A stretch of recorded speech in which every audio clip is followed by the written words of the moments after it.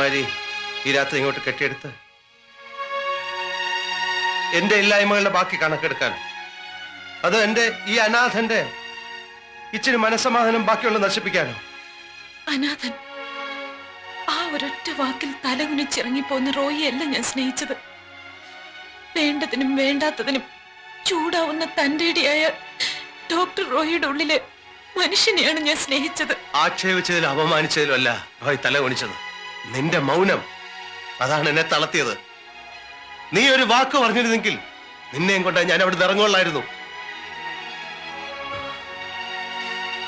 സംസാരശേഷി നഷ്ടപ്പെട്ട് തളർന്നു കിടക്കുന്ന എന്റെ അമ്മയെ വിട്ടിട്ട് എനിക്കപ്പോ വരാൻ കഴിഞ്ഞില്ല. പക്ഷെ എന്റെ അമ്മ റോയിയോടൊപ്പം ജീവിക്കാൻ സന്തോഷത്തോടെ അനുഗ്രഹിച്ചപ്പോ എല്ലാം വിട്ടെറിഞ്ഞ് ഞാൻ വന്നു.